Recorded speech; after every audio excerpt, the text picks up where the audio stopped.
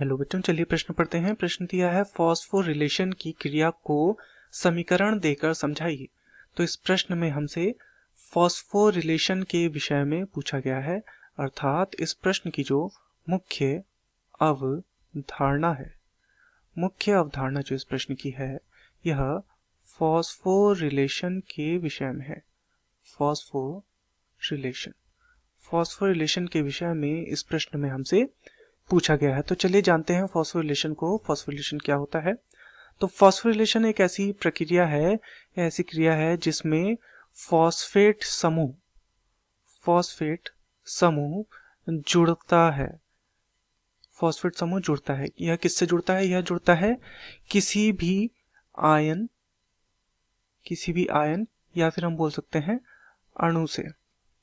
तो इस प्रक्रिया को कहा जाता है फॉस्फोरिलेशन।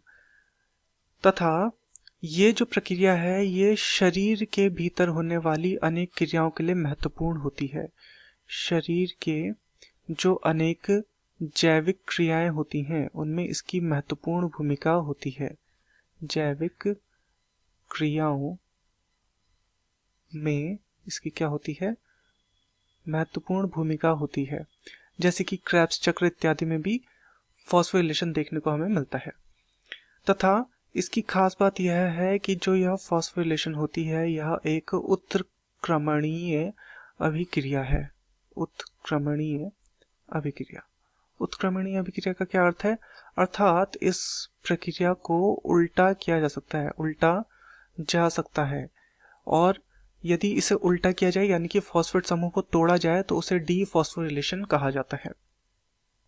उदाहरण यदि हम इसका देखें तो इसका एक बहुत सामान्य सा उदाहरण है एडिनोसिन डाइफॉस्फेट में जब फॉस्फेट समूह जुड़ता है, यानी कि एडीपी, एडिनोसिन डाइफॉस्फेट में जब फॉस्फेट समूह जुड़ता है तो वह निर्माण करता है एटीपी, यानी कि एडिनोसिन ट्राइफॉस्फेट का।